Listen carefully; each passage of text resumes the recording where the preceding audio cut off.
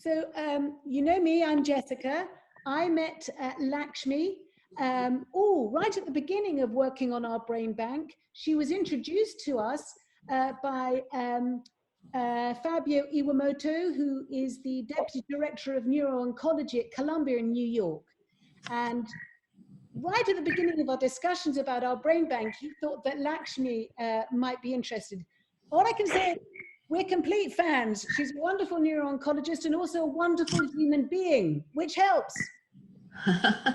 When Lakshmi and I were talking recently, she was struck at the fact that I was telling her how nervous and anxious I was to seek a second opinion when I was first diagnosed. I found it very awkward, the idea of being seen to question a doctor. And I'm not a very shy person. So Lakshmi was interested that even somebody like me, who's quite loudmouthed and seems quite brave, often isn't. So we thought it might be interesting to share our experiences in this conversation about, from a patient perspective, how it can feel to talk to clinicians, neuro-oncologists, and those who are treating us. So with that, I'm going to pass it over to Lakshmi now so that she can introduce herself. And I think she's got some slides. Lakshmi. Hi, can you see me? I can't. I can. Ah. I can. Well, can you hear me? You can hear me for sure. Yep, and we can see the slides. No, I don't have slides. I just figured it would be best to do free flow talk. Oh, okay. Slides makes it very difficult to discuss exactly what you were suggesting, Jessica. Right. I just saw the slide in front of me. There we go. You are? Okay, so thank you for the kind introduction, Jessica. It's you know, my honor and pleasure to be here to talk to you guys. I'm a neuro-oncologist at Dana-Farber Cancer Institute in Boston. I've been here for a little over 8 years. When I heard about OurBrainBank and the proposal for this from Jessica, I was immediately drawn to helping out and being a part of this wonderful proposal and organization. Of course, being a neuro-oncologist, part of the reason I chose to be in academia is because I'm interested in moving the field forward and, of course, coming up with better treatment options for this very difficult and devastating disease, which not only impacts people from the standpoint of cancer in general, but also the neurologic impact that it has. Which as a neurologist, I feel is, you know, can take away a significant part of who a person is away from them. And so for me, when I practice, I think it's important to try to, you know, reverse back these symptoms and also focus on getting rid of the disease. Well, you know, we're in a place where we have to deal with two difficult things, not just one. That is just the cancer. So before we go ahead and I hear from, I'd like to say that in general, this discussion would be a general discussion.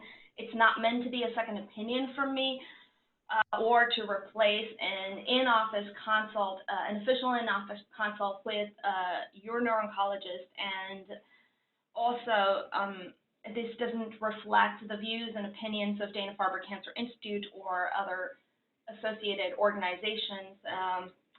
That being said, you know, I'm looking forward to talking and just feel free to make this a free flow discussion because that's what it's meant to be.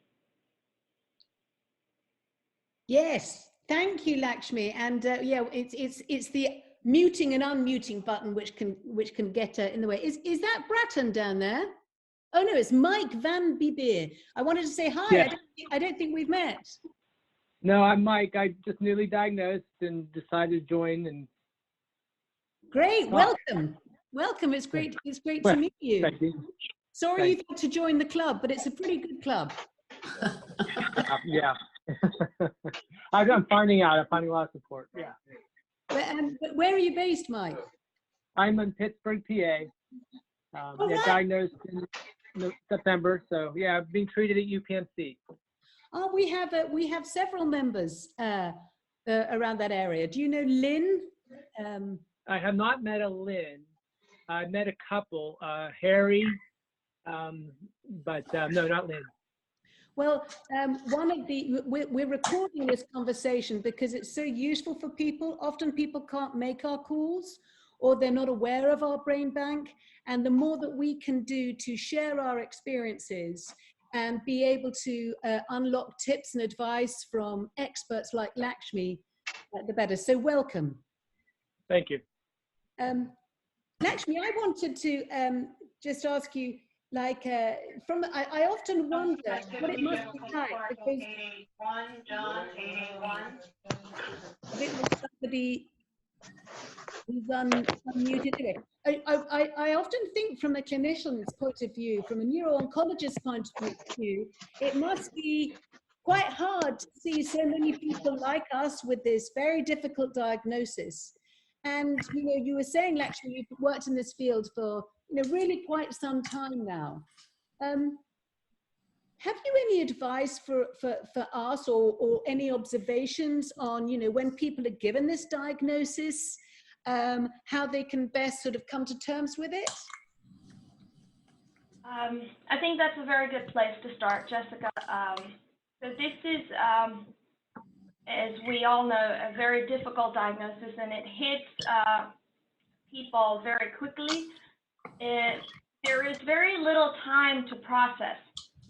You know, there's one day you're fine living your life, and the next day, or within, you know, days of having some symptoms, depending on whether you had neurologic deficits like difficulty with speech or weakness or a seizure that just came on out of the blue, that led you to have an MRI that showed this mass, and then you are advised by your, you know, the ER or a neurologist that you see to get see a neurosurgeon and get a surgery right away. You have no time to process anything, and you pretty much put all of your faith in the doctor that you're seeing at the moment, and you go with what they tell you to do and hope that it's for the best. So I can imagine that it's a very daunting and scary experience. And then, you know, after the pathologist had read the tissue analysis, you go to see a neuro-oncologist, because a neuro-oncologist is someone that you end up seeing after the diagnosis is made, right? Not before. There's some people that see us before the diagnosis, but the majority come to us with the diagnosis. And so when you're sitting in the office, I can't imagine how many questions are going through your mind. So what I say is, if there's family or friends around that you believe and trust, I always say it's best to take them all. Now, I know that you know, you want to feel respectful of the physician as well as of your own privacy, and sometimes you don't feel the need. You feel you don't want to burden others with this, and you don't know how you're feeling about this yourself. So there's a lot of things going on, but I can tell you it makes a huge difference, because it's impossible to retain all of the information that is given to you in that first visit. And yes, if you are going to see that same person over time, of course you can keep asking the same questions. And I, on my own, actually keep repeating things over time, because it's difficult for anybody to process everything and, you know, make all notes while there's this fear and anxiety going on at the same time. So I think it's really helpful to have people with you. The more, the better, I always say. And then if, people take notes, sometimes people ask if they can make a recording, and I think that's a very individual doctor's preference, whether they're comfortable with that or not. But you can ask about these things so that you can then go back and listen to that conversation in the privacy of your own home, and, pause and kind of go through each section separately. So I think that, those are a couple of things that I would definitely, go for or try to incorporate. The second part is that the first time people hear about the diagnosis can be a bit challenging to ask all the right questions. And if you are going to see the same individual, within a week or two to start your treatment in the same institution, then I think it's fine not to have all of the questions asked on the first day itself. However, if you're choosing to get a second opinion from somebody, then, and you're not going to see that person again, then it's probably important to make note of what are the questions you're going to ask, or what is the reason you're going to see them. So first of all, so what is the reason you're going to see them? So, of course, are you getting the right treatment, or is this something better? And we can do all the internet search that we want on Google, and I think in some ways it's a blessing because it allows people to see what's out there. But on the other hand, it makes it extremely difficult to know how relevant specific things that you read about are to your specific case. So I think we'll start with the basics of what do you do first. So the first step is always surgery. So your question to your neuro-oncologist should be, did you have an adequate surgery? Because we know that a near total, gross total resection, which means removing as much as possible of tumor, is extremely helpful. Now, there are cases where surgeons can't do that. And some of those cases are mostly because you have a tumor that is too deep, or a tumor in a location that would cause permanent, devastating neurologic deficits. So those are cases where you may not be able to have a larger surgery. But there are times when, people are diagnosed in a small hospital, perhaps, where they didn't know that this was a glioblastoma, and they chose to go ahead only with a biopsy. In this case, you may want to consider a larger resection. So these are, general questions that you might want to start with. Are you going to benefit from more surgery? The next question is, what is the standard of treatment? I think this audience is quite familiar with the standard of treatment, which is, radiation and concurrent Temodar, and then Temodar for a few more months. Now, there are a lot that we're doing with how we understand glioblastoma in terms of the pathology. So is your doctor ordering extra tests to understand specifics about your tumor, some of which are relevant and some others which are not relevant for your initial diagnosis, but may become relevant as you move on with time. So getting, next generation sequencing, in addition to the standard NGMT methylation, IDH mutations, which are quite relevant in terms of prognosis as well as predictive markers for treatments, are essential. And I think nowadays, this should just become standard of care that everyone gets next generation sequencing for cancer in general, including glioblastoma. Although I have to say, we're not as close with other cancers to understanding how exactly it would help us yet, but I do believe that with all of the information that we've had over the last several years, we're definitely moving in that direction towards utilizing this information and being able to derive better treatments. So that would be the next step. Now, if you are in a position to move and go places, particularly if you're not in an institution or a location where you could participate in a clinical trial, then I think this is something that you should ask your doctor. Now, the caveat to this is I know we're all interested in clinical trials, and as an academic neuro-oncologist, this is something that I offer to all my patients, of course. But there are a lot of restrictions, particularly in the upfront setting, and that means to physically move because your radiation is for 6 weeks.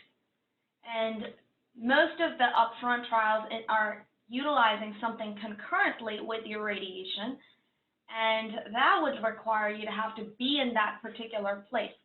And, you know, if you have family in that location, great. If you're in that location, great.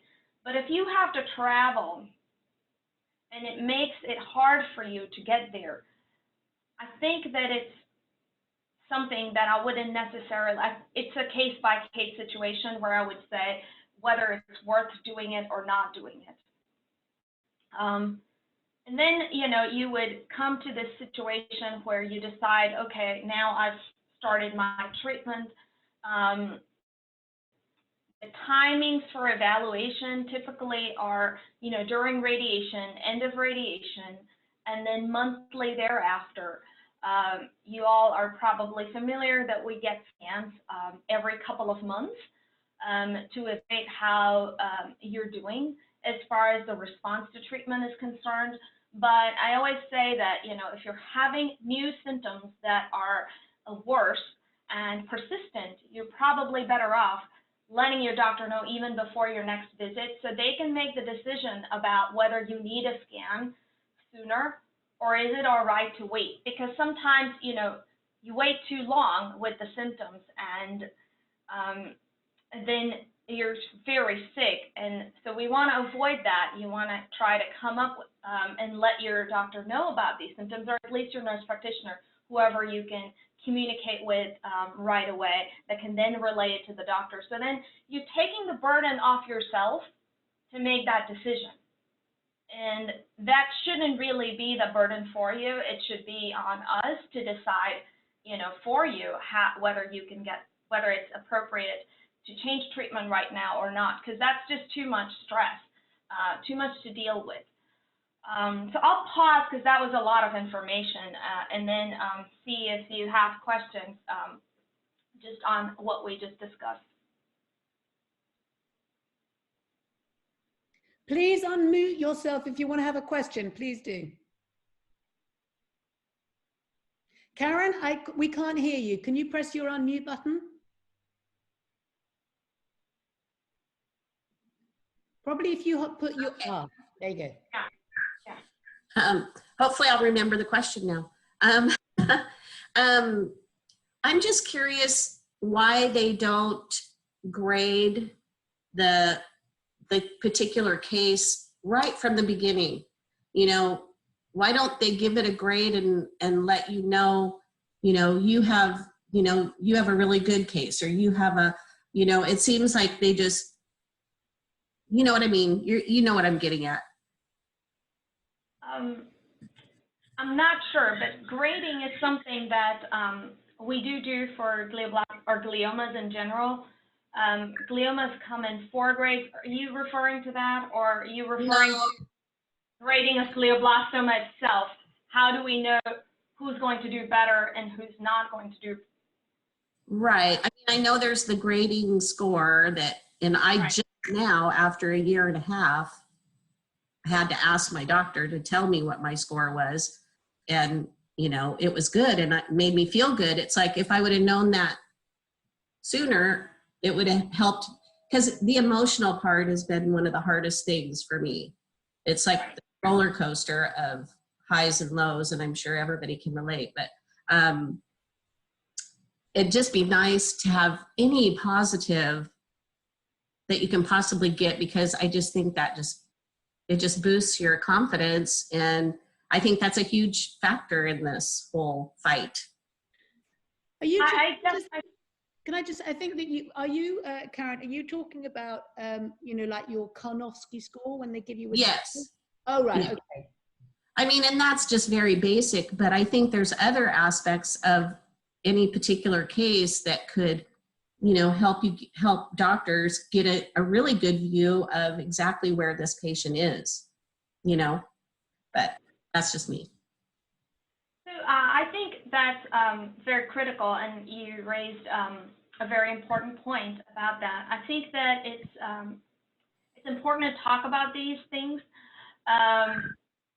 Why people don't talk about everything, it's hard to say, but I could tell you from this side of it, it's, as much as we know, there's still little that we know. And I think that by this time, we know what are the typical good prognostic factors. The good prognostic factors are, of course, that we know are age, performance status, which is what you talked about, the Karnofsky, how you are physically and neurologically at the time of the diagnosis and just after the surgery. Then there are the MGMT methylation and IDH mutations. So these are, a few aspects, whether he had a gross total resection or not. And so these are few things that we are aware of, and we believe that are good prognostic factors. And I think that most neuro-oncologists would emphasize, if those exist, that these are there. This is how you are right now. This is what I'm expecting you to be like. This is the curve, but this is the reason why I think you're on this side of the curve or not. So I think that those are things that can be deduced. But at the end of the day, a lot of this is individual personalities and how you respond, as well as how you react to the disease. So the reaction is initial, right? It's what you're first faced with. That is going to be completely out of the blue, not great. Absolutely not. The response comes when you hear about things. And unfortunately, when you go on the internet, everything looks bleak and bad. So it's hard to get a good response out of it. And so it's, so if you're, I think it's a mutual and partnership that we have to have, the doctor and patient both. Because if you have an optimistic doctor, optimism without leading you to the wrong path.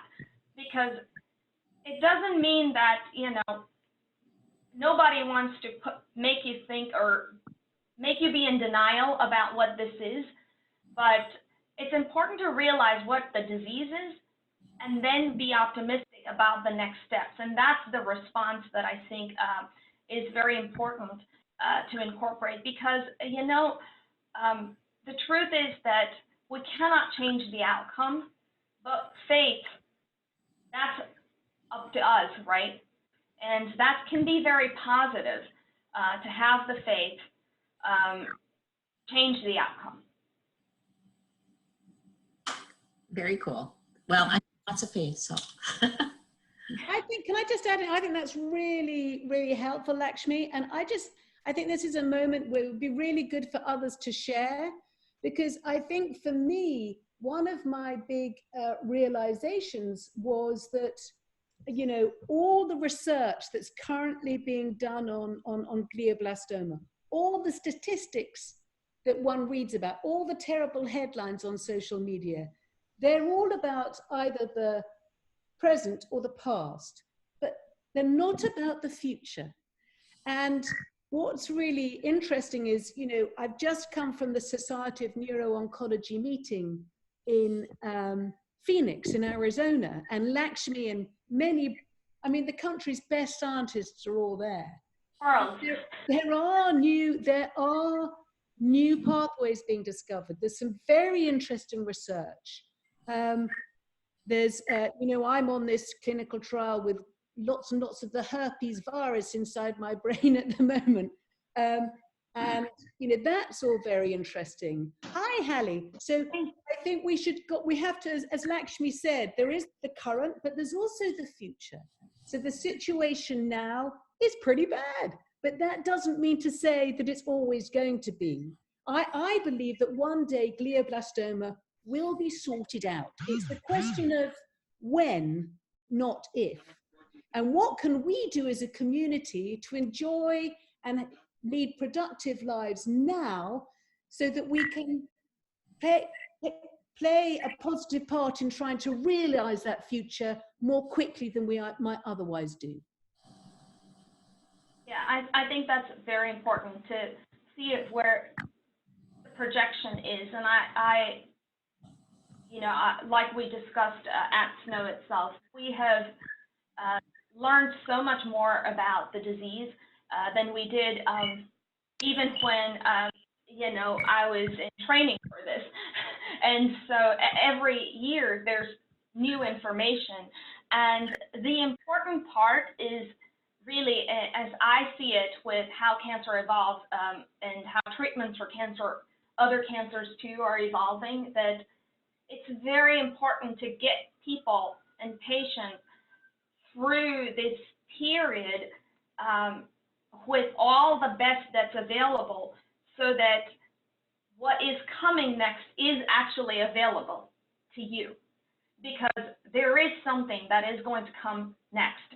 We don't know exactly when it is, but it's definitely, you know, going to happen for sure.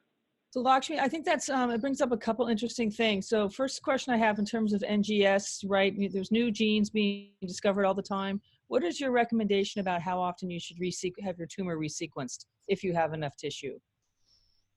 So that's a very good question. And in fact, you know, at one of the recent international meetings, we had a discussion on this, you know, pros and cons amongst the faculty itself as whether we should do next generation sequencing for recurrent tumors. From an academic perspective, I actually think that we have to, because the tumor evolves. We know that it evolves. How it's relevant to changing the treatment right now, we don't know. So I generally say that if it's possible to do it and it doesn't incur extra cost to you, it should definitely be done. There are institutions that, you know, do it under the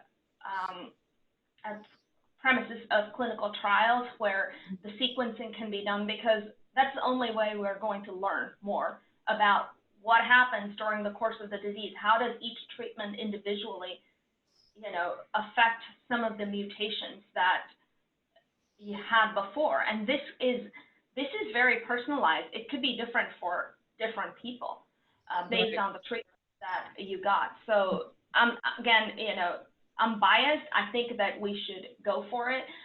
Practically, again, we're not in a place today that, you know, for all of the people that I have sequenced for, that I could tell exactly how to make the next step. But I think this is the only way I'm going to be able to tell tomorrow how it's going to help with the next step. Okay.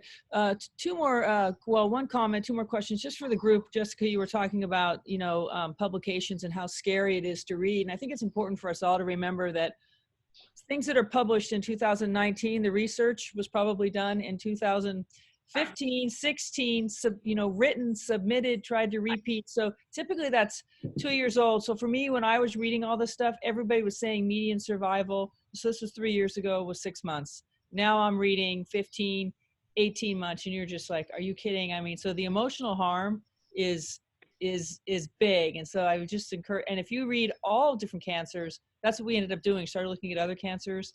When you're looking for research dollars, you know, it's better to paint a bleak picture than a rosy picture, I think. So that was interesting to me. But now in terms of like a lot of places, I'm treated at Scripps, but there is not an actual neuro-oncologist. My oncologist is a hematologist. My surgeon manages my care. Is that unusual, or is that just like location by location? It's a location by location thing, and I think part of this is related to the fact that primary brain tumors are extremely rare. Mm-hmm. And so there are 2 neuro-oncologists in the world, and there are fewer patients when you compare it to, you know, lung cancer or breast cancer or melanoma or any other cancers. You know, this is a rare cancer, and part of the reason why you know, I'm very interested in and support OurBrainBank, because the only way to learn is for us to come together and, you know, because when I study the cancer, it's in the patient population that I see, right? And so that's, you know, very limited. Whereas if you just compare the publications to, you know, other types of cancers like lung, or breast, the numbers of patients that participated in a clinical trial are way more.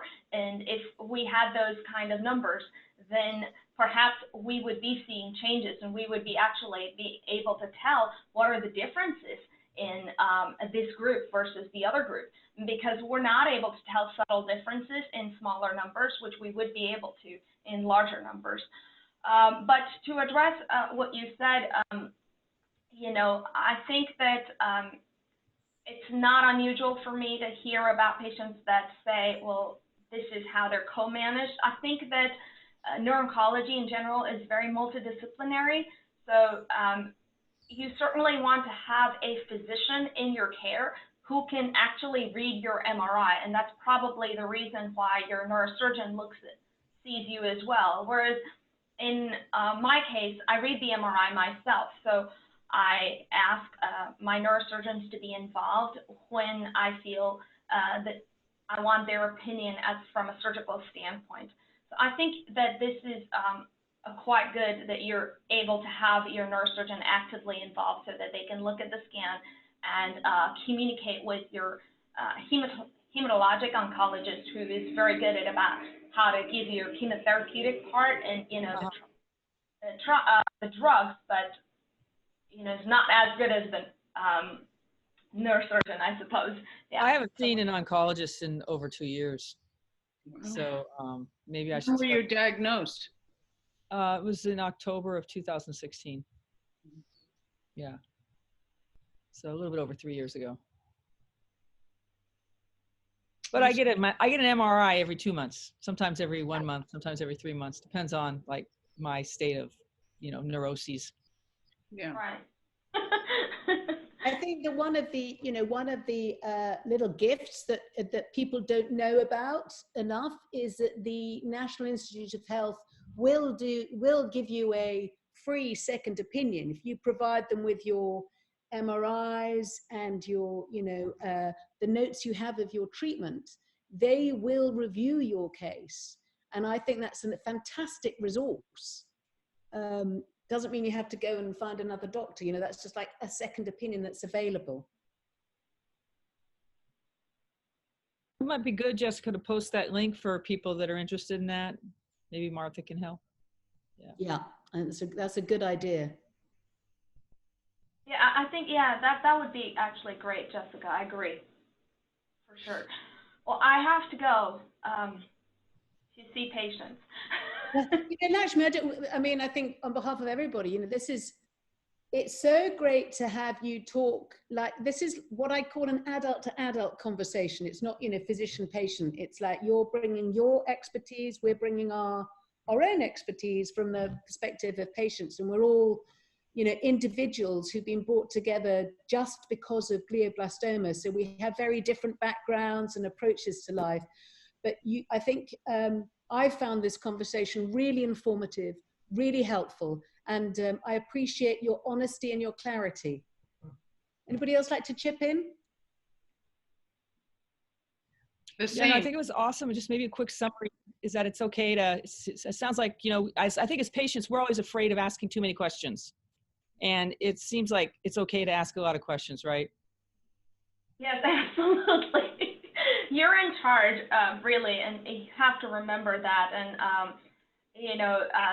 it may seem like the oncologist is the boss, but you're the real boss. And, as a doctor, all we want to do is, provide the best care that we can for our patients. And I do think that, as you get to know your physician, we get to know your personalities and who you are as individuals, which makes it a bit easier for us to, talk about things over time, for sure.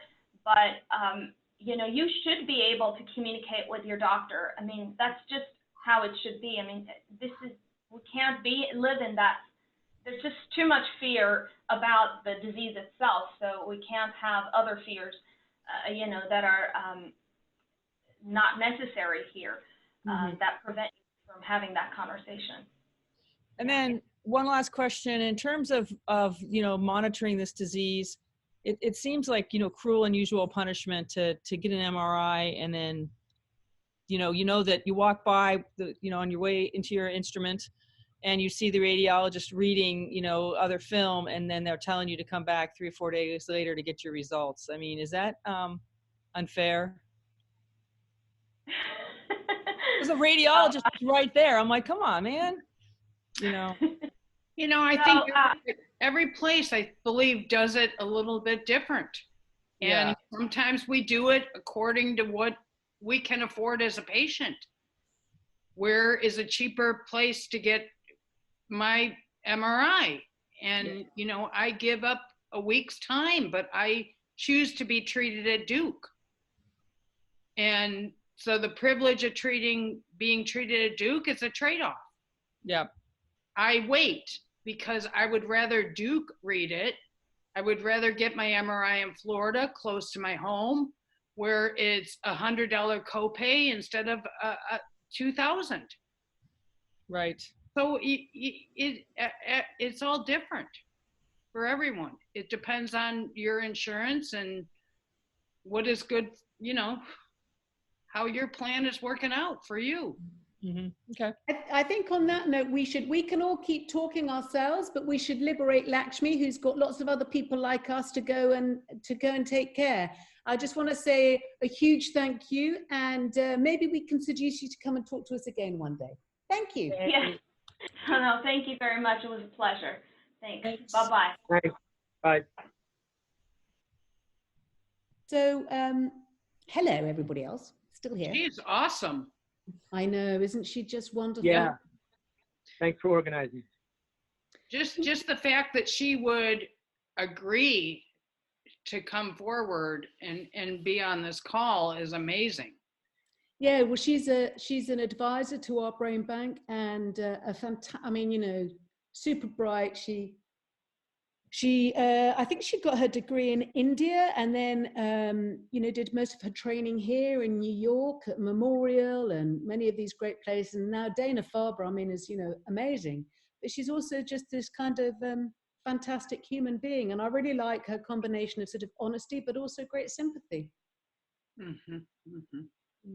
She's very smart. Yeah.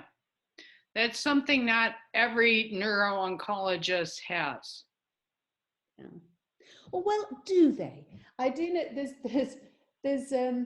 I've heard sort of stories of people having difficult times where a neuro-oncologist might be very good on the scientific part, but perhaps not so good on the human part. Mm-hmm. I haven't had that experience, but I do know some who have.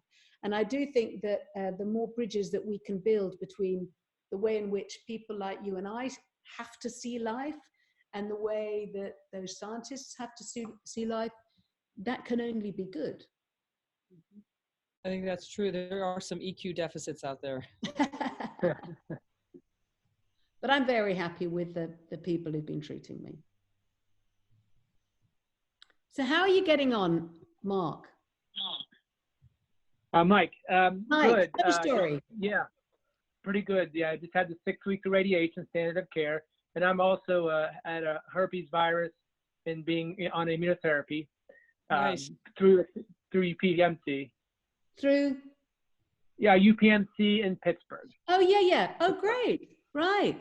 I wanted to ask, do you know how many places are doing the herpes trial, Jessica?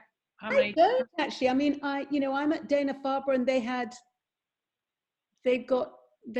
I think now they've got 7 people. I was the 7th, and somebody else has just joined, I think. Mhm. Is that the same? Is that the same as you, Mike?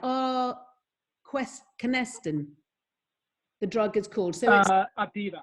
You mean the immunotherapy part? Optiva. no, the herpes part. I'm not sure. I don't know. Okay. Yeah, no, I was on Optivo. I took it for 2 years. Okay. Good. Yeah. That's good. Good to know. Yeah. So yeah. And I know there's one more person in Pittsburgh doing the herpes, and then another one in Cleveland Clinic through my same neurosurgeon. Right. Or neuro-oncologist. Right. So but physically, and I just finished 6 weeks of radiation, and that was finished 2 weeks ago, and I'm back to work now, and exercising. So I'm pretty happy with the way of physically rebounding, and I was interested in hearing. I read from the group also the correlation between optimism for the future and success. I mean, is that a scientific fact, or is that just let's try to be optimism because we don't have much control in everything else? I don't know. That's just Well, Yeah. there's a great essay you can find on the internet called "The Median Isn't the Message," and it's by a guy called Stephen Jay Gould,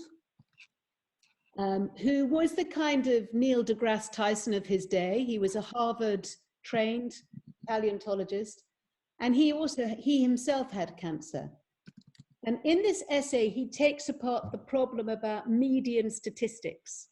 They're kind of meaningless, particularly in a disease that's so varied, that's so heterogeneous. And also, the point I was trying to make about all the statistics relate to the past, not now. And he also makes the point in the essay that scientists don't know why, but it seems that people who are able to stay active, I think psychologically as well as physically, tend to do a little bit better. But I don't know how much hard evidence there is around that. But what I do know is that, personally speaking, the idea of just sitting around constantly thinking I've got a disease that's terminal is so incredibly depressing. What is the point? What I try to do everything that I think is sensible and right, try and be smart about looking at what might help me, and try and enjoy every day. And if I can enjoy today, and if I can meet you, and we can have a good talk, and we can think about what we can do with our brain bank, we're going live in the UK soon, it's already interesting, then today I'm cured, because today I'm living my life, right? Yeah, you're right. Don't know about tomorrow, but today, that's all I can do. And we're all going to die, so let's just enjoy every moment that we can. Yeah, amen. And if appreciate that. Share that, their thoughts on this. I think, sorry, Jessica, I agree with you about being positive and not the how but the why. And Mike, similar to you, I went back to work. I still had the staples in my head. I had no business being there, but you just I didn't even know my flipping name. But yeah, I was in the middle of a business transaction, and so I was like, I just have to keep doing this. But being optimistic, having exercising, I think watching your diet. I didn't do anything radical. I just tried to be really healthy, and in the gym, and I feel like it was very helpful. And a good resection. But your head can take you sideways in 2 seconds if you're not. You got to mind your head, like your emotions. That's what I mean. Yeah, I'll just say it is very challenging. It's probably my hugest challenge is my brain. not the physical part of it, but just the emotional part. I found that I was having symptoms that I kept asking my doctor about, and he was like, no, that has nothing to do with the chemo. No, that has nothing to do. Well, it turns out that it was just my anxiety. And I'm a very positive person naturally. And so this has been a real challenge for me. Like, and you know, God puts challenges in front of you to see what you can overcome. And I feel like I'm overcoming it, but it's such, I mean, it's a minute to minute challenge for me to keep my brain or my head in the right space. I feel like it's there most of the time, and I think I'm hard on myself and feel like it should be like that all the time, and it can't be. You know, there's always going to be moments where I dive into the depths of despair or whatever. But for the most part, I stay very positive and very, you know, I exercise and in fact, I was on my way to jazzercise, and I'm not going to be able to do that now, but I'll go later. But anyway, I think you get where I'm going with this. It's probably the biggest battle for me is the emotional part. And, you know, reading, and sometimes I think reading is almost, it's like, I feel like I've been focusing too much on it, and I need to think about other things, not just focusing on, since I had my reoccurrence, I've gotten back into just constantly looking at things and reading things, and sometimes it can be too much. I feel like, Yeah. you know, just need to unplug and get into and exercise and, you know, doing things I love, you know. I understand with that, especially with the Facebook group. But I can't understand what's with this dog deworming medicine. Is that, I don't, seems like there's a lot of information out there. I know. I've thought about that too. I'm still thinking about it. It's possible I may be taking it. I don't know. After this trial, after I find out how this trial's working for me, that may be in the next step. The cocktail approach is really intriguing to me. Oh yeah, yeah. So anyway. What trial are you on? I'm on the Boston Biomedical. It's Avastin along with DSP 783, experimental drug, and it's an immunotherapy. Mm-hmm. And it's in the 3rd phase, so I feel pretty good about it. I mean, they've had some success, or else it wouldn't be where it is. So I'm hoping it's working for me. Well, how long ago was your reoccurrence? About 2 months. Okay, so did you have another surgery, or you just went into the trial? Just went into the trial. Okay. Yeah. So. I think that, you know, listening to you speaking reminds me that for every moment, what I try to say to myself, for every moment I feel down, I've also got to help myself feel up, because feeling happy is a critical part to enjoying life. And being able, for me, if I'm feeling okay, I wouldn't say no, super happy, as long as I'm feeling okay, then I can feel good, and then I can do things, and I can enjoy the things that life provides me, you know? Mm-hmm. And so I think it would be very odd for anybody with glioblastoma not to have moments of feeling really, really, really down. So I let myself, but on the condition, be down, let it all out, and promise myself I'm going to try and bounce back. What's your timeline for that, Jess? I feel a bit better. If I try and bounce back, then I feel like how strong I am. And that helps me. That's awesome. How's that process? I mean, do you give yourself time? Like you say, okay, I'm going to allow myself 1 hour today to worry about this, or does it just overwhelm you and you're like, oh, for, you know, F's sake, I'm just going to just sulk today and then get up and do something the next day? Yeah, I can't, there's no science behind it. It just like, I just try and envision a seesaw and think, okay, I'm feeling really horrible today, but I know that it's going to pass. I know I am capable of getting back up. When it comes back up, just recognize it. Mm-hmm. In other words, I try and give as much recognition to the moments when I feel good as to the ones when I feel awful. And that's the most important thing. What you just said right there. Treasure the small victories. That really helps me go. Thank you, Mark. It does. It does. I'm really glad to hear that helps for you too. I have to tell you a really brief story of overcoming things. That my insurance company decided I didn't need as much physical therapy visits as I was getting. They dropped me in some words. So I fought them. I fought Aetna, and believe it or not, I won. I got extra therapy visits starting this week. Great. I never thought that I had a chance for getting those extra therapy visits. But what I found out, it was this facility that administers the therapy visits that was not coordinating with Aetna. And I was lucky enough to get in touch with the Aetna medical director who got on my side. And all of a sudden, now I have more visits. I had to convince them that exercise is a very important role in battling cancer. And I believe that ever since the beginning. So I guess my message is, don't give up.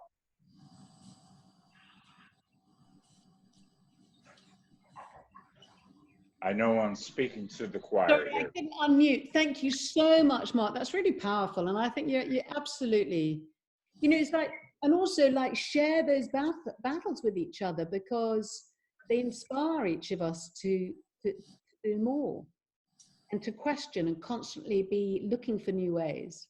Yes. And advocating for yourself all the time. Absolutely. Oh, yes. Yeah, I mean, you got to be fierce, like outside of your comfort zone. Oh, yeah. Absolutely. Teresa, are you in San Diego then? Yes. Oh, me too. Where at? I'm in San Marcos. Oh, really? Yeah. You see over my shoulder? That's Lake Hodges. I see it. It's beautiful. I used to live really close to Lake Hodges until my house burnt down in 2000. Oh, yeah. Oh my gosh. Yeah. Well, we should get together. Yeah, we should, definitely. Are you being treated at Moore's then? Yeah. With Piccioni? Yeah. How do you like him? I like him. I think he knows what he's doing. He could have a little bit more of the personality part. But he's tricky, yeah. It's coming out. I'm getting closer with him now that I'm doing the trial and I see him.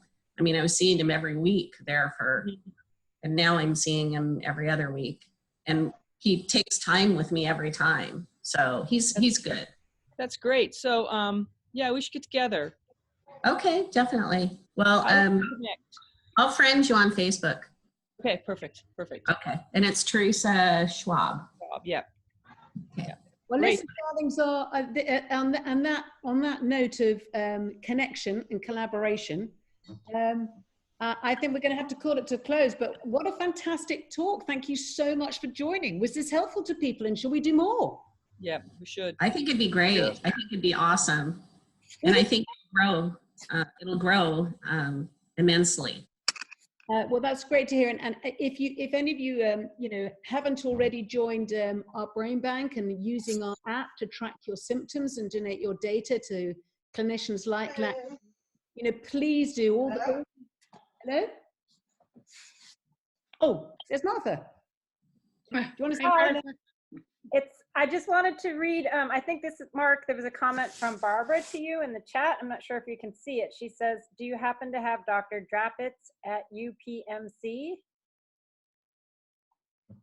Mark, are you there? Is Mark still there? Oh, Mike. They're asking me. No, UPMC, it's Mike. Oh, Mike. Okay, Mike, you still there? I think I saw him wave goodbye. Oh, okay. Okay, so sorry about that, Barbara. I'm unmuting you in case you want to come in. Just to let you know, UPMC is about 6 hours away from me. Okay. Yeah, that must have been from Mike then. Sorry about that, Yes. Barbara. You can try contacting, I don't know if Mike's in our Facebook group, but if he is, then you can contact him through that. And I would encourage everyone who's on Facebook to join. We have a great group. We have almost 1,000 people. and everyone's very supportive and helpful. And also you can learn more about our brain bank and our app, which I think, Jessica, do you want to talk a little more about that? Yeah, I think most people may know about it, but you can, it's a free app, it's certified. We've designed it with Lakshmi and some other doctors, and basically it allows you to track your symptoms every day. So you're deciding how you're feeling, and all that means that when you go and see your doctor, say you haven't seen your doctor for 2 months, you can say, actually, this is how I've been feeling over the last 2 months, and that should help your doctor improve their ability to give you the best advice. Your data is then, you're invited to donate your data de-anonymized to medical researchers. And increasingly, neuro-oncologists like Lakshmi want to know the perspective of the patient. What does the disease feel like, if anything? Because they insights into the disease and the various treatments we're on, which helps them as we're seeking to deepen our understanding of the disease in order to turn it around. We've got a lot of demand from the UK, so the app is coming to the UK in December. We've also got demand from researchers in Australia and in Singapore. This thing is really taking off. So please do spread the word, because the more people we have on the app, the bigger the community, the more urgency and priority and attention we can bring to glioblastoma. And of course, that can only help us get better and new treatment. So that's my little speech over. Lovely to meet you all who I haven't met. And see you all. Happy Thanksgiving. Happy Thanksgiving to everyone. Yeah. Yes. Thank you so much for doing this. Karen. Yes. Thank you all. Love to all.